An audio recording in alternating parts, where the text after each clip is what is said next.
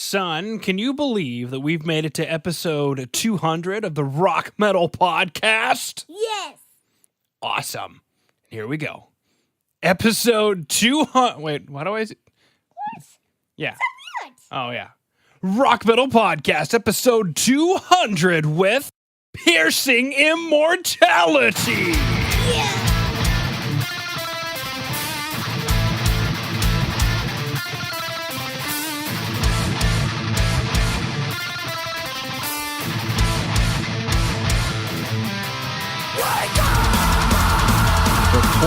So, Rock Metal Nation, what is up? This is John from the Rock Metal Podcast.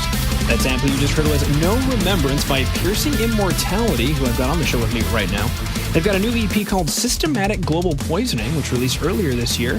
And right now I'm being joined by Keith Pearson to share some stories about the music and share more info about the band. So, Keith, welcome to the show. How you doing? Fabulous. Unfortunately, autumn hit like yesterday, so we've lost summer completely, it looks like. Yeah. It was actually nice though last night, because I was at work because I work third shift. So I was at work outside with the guys, and it was a nice cool night out last night. It was like the kind of night where you can have a fire going. Ooh, lovely. At least that's how it felt like to me. There you go. Speaking of getting a fire going, let's go and listen back to that track, No Remembrance.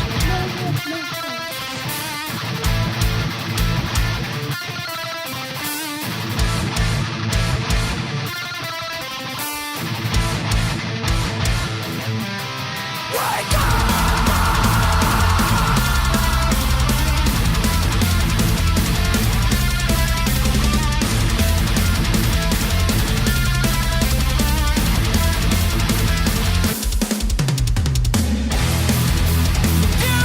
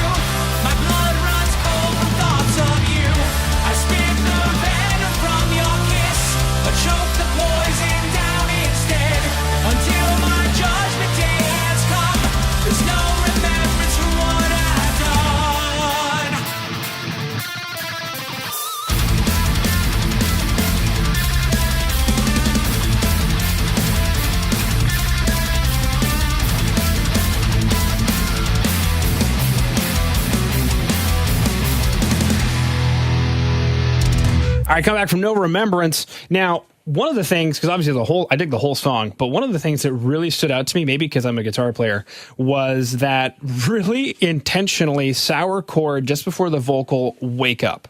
Oh yeah. I like jazz, and I listen to jazz and stuff like that from time to time.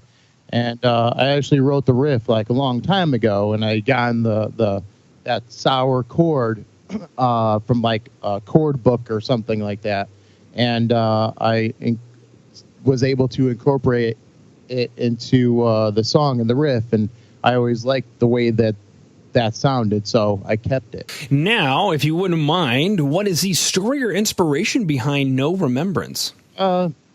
Lyrically, it's based off excuse me, like you're doing a lot for people, but they don't seem to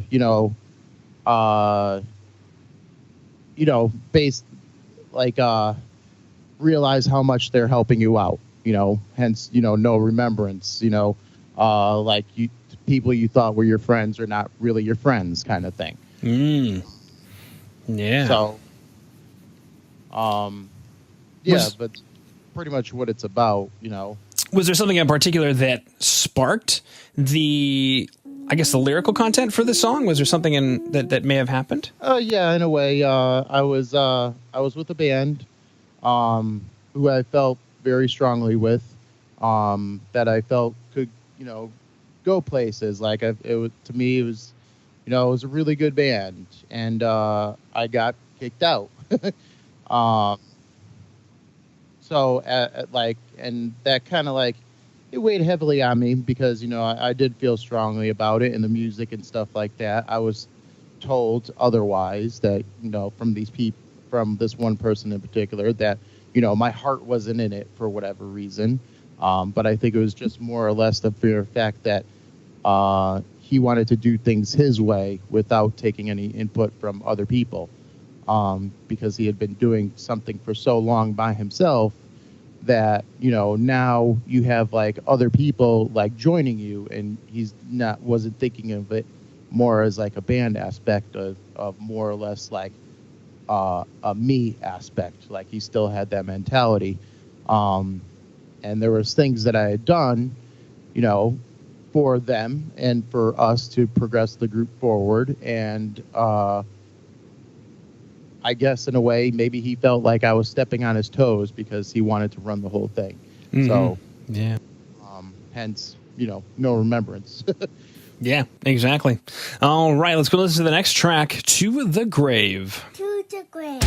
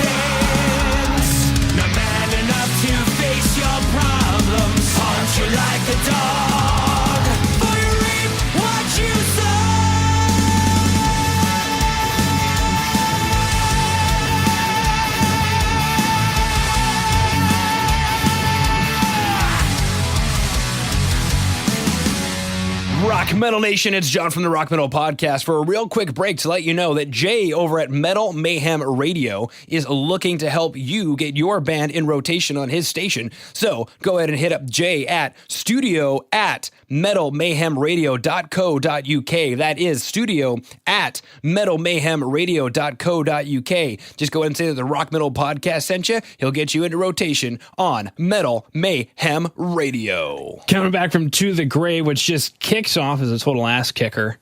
Now, I'm curious, similar question. What's the story or inspiration behind To the Grave? Well, lyrically, this song was originally written and recorded back in about 2001 with my old band, or one of the bands, another band that I was in called The Gray. And I had always liked the song and the riff and the way that it was originally recorded. Wasn't really like up to par or whatever. Like I felt like it deserved better production. So flash forward, like, you know, a few years later, like one of my bands that I was in, when we did our first record, you know, that I kept wanting to come back to that song because it was like, you know, I felt like I could bring it up to, you know, up to standard now. So I decided to re-record this originally as like a single and put it out and see how well it did and everything. And the lyrics weren't necessarily written by me. It was written by the former bass player. And because it was around 2001 that the song was written, it has more or less to do like written like around 9/11 and stuff like that. Mm-hmm. So I guess in a way it has some sort of religious connotations, but that's pretty much when the song was written, was like around that time. But yeah, like so you were inspired by that event, or it just happened to be written around that time? I think it was it was written around that time, but it also might have inspired by the event itself. Mm-hmm.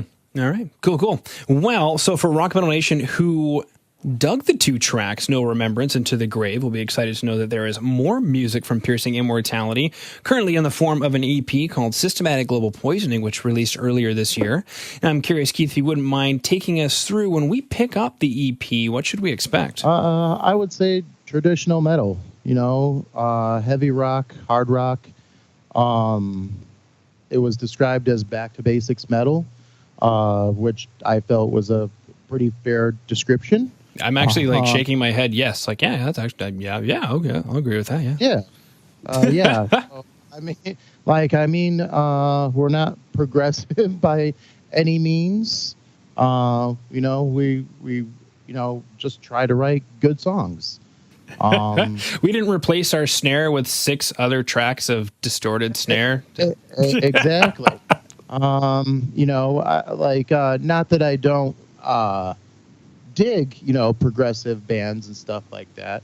It's just that's not me, and that's not what I do or what we do. We're basically back to basics metal, you know. Cool. All right. Well, the next logical question on Rock Metal Nation's mind is, how can we find out more about you guys? Is there a website that we should go to? Yeah. We're on the website. It's called piercingimmortality.com. We have our music is on Bandcamp, Spotify, iTunes, SoundCloud, Google Play. We have a Twitter. We're pretty much everywhere. Reverb Nation. But yeah, like you could definitely find our stuff on like, you know, Bandcamp and like I said, iTunes and Spotify. Cool. All right. Well, Keith, unless there's anything else you wanted to throw out there, I just wanted to thank you for taking time out of your day to come onto the Rock Metal Podcast and sharing Piercing Immortality with Rock Metal Nation. Yeah, we're currently I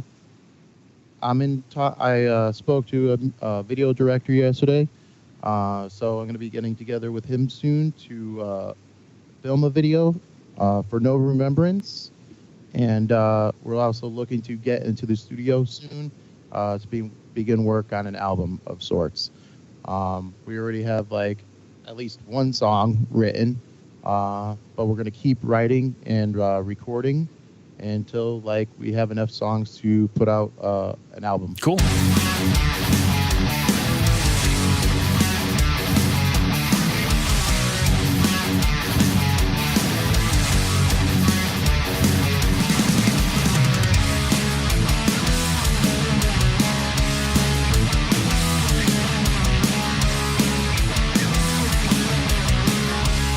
All right, Rock Metal Nation. Hope you just found your new favorite band in Piercing Immortality. Big thanks again to them for coming on and sharing their music with us. Make sure to head over to www.therockmetalpodcast.ca to get all the information on the show you just heard today. And until then, rock on, Rock Metal Nation! And Edmonton is so good!